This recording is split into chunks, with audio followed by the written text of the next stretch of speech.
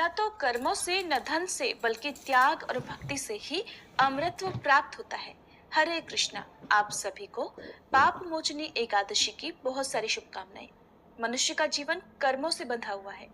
अच्छे कर्म पुण्य का निर्माण करते हैं और बुरे कर्म पाप का। लेकिन क्या कोई ऐसा उपाय है जिससे पापों का नाश हो जाए? हाँ, वह उपाय है पाप मोचनी एकादशी का व्रत। और ये एकादशी हमें हमारे दुष्कर्मों से छुटकारा दिलाकर पुनः सत्कर्मों की ओर अग्रसर करती है। जो कोई इस दिन भगवान विष्णु की आराधना करता है, उपवास रखता है और कथा सुनता है, वह समस्त पापों से मुक्त होकर परम धाम को प्राप्त करता है। चैत्र मास के कृष्ण पक्ष में आने वाली पवित्र एकादशी का नाम है पाप मोचनी एकादशी। जो भक्त अपने सभी पापों से मुक्ति पाने की इच्छा रखते हों और अपने पापों का प्रायश्चित करना चाहते हो, उन्हें इस बार पाप मोचनी एकादशी का व्रत कब करना चाहिए, चलिए अब आपको बताते हैं। एकादशी के दिन विधि विधान से भगवान विष्णु की पूजा की जाती है, लेकिन दशमी तिथि से ही नियमों का पालन प्रारंभ हो जाता है। दशमी तिथि को भक्तों को शुद्ध सात्विक भोजन ग्रहण करके अगले दिन उपवास रखने का पहले ही संकल्प करना चाहिए। दशमी तिथि को मसूर की दाल, बैगन, लहसुन, प्याज या किसी भी प्रकार के मांस, मदिरा आदि का सेवन नहीं करना चाहिए। फिर अपनी श्रद्धा और सामर्थ्य के अनुसार एकादशी के दिन चाहे तो निराहार रहकर या फिर जल और फल ग्रहण करके व्रत रखा जा सकता है। संभव हो तो रात्रि जागरण करें, तुलसी माता की पूजा करें, लेकिन तुलसी जी में एकादशी के दिन जल अर्पित ना करें।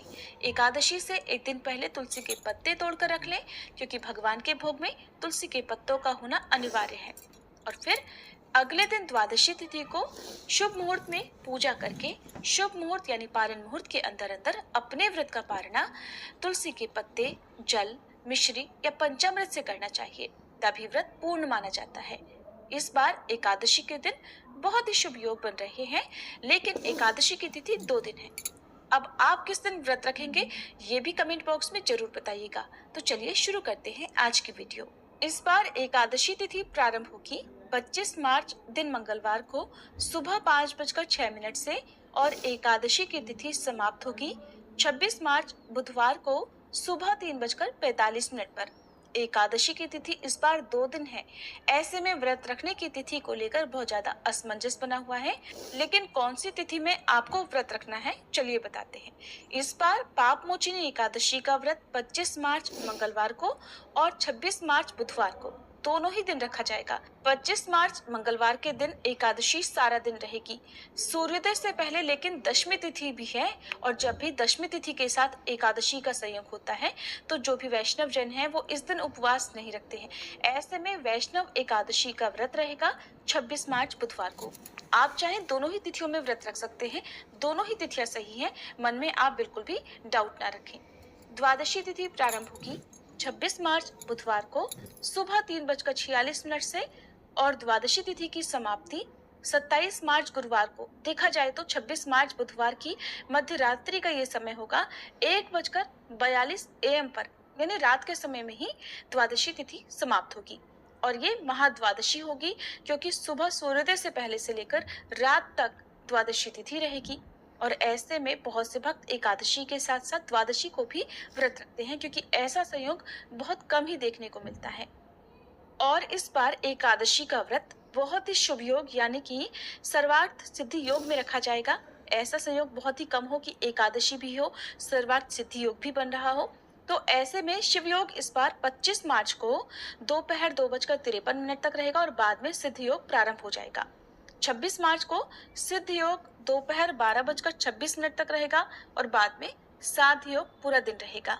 और जब इस बार एकादशी का व्रत 2 दिन रखा जा रहा है तो ऐसे में दोनों ही दिन पारण मुहूर्त अलग अलग प्राप्त होंगे।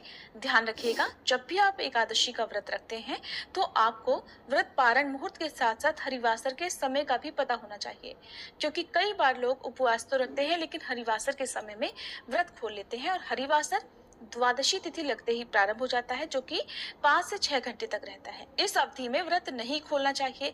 और जो लोग इस बार 25 मार्च मंगलवार को पाप मोचनी एकादशी का व्रत रखेंगे उन्हें 26 मार्च बुधवार को सुबह 9:06 से 10:56 के बीच में व्रत खोलना पड़ेगा और इसके अलावा दोपहर में 1:31 से 2:48 तक का समय भी व्रत पारण के लिए रहेगा।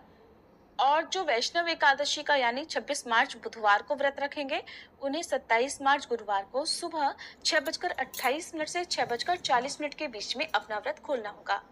हालांकि इस समय तक त्रयोदशी तिथि प्रारंभ हो चुकी होगी, लेकिन फिर भी शास्त्रों में ऐसा वर्णन है कि वैष्णव एकादशी का व्रत रखने वाले भक्तों को त्रयोदशी तिथि के प्रथम पहर में व्रत खोलने से कोई दोष नहीं लगता, बल्कि ये एकादशी व्रत पूर्ण ही माना जाता है। आप एकादशी का व्रत किस दिन रखेंगे, कमेंट बॉक्स में जरूर बताइएगा और अगर वीडियो पसंद आई हो तो वीडियो को लाइक करके हो सके तो शेयर भी जरूर कीजिएगा।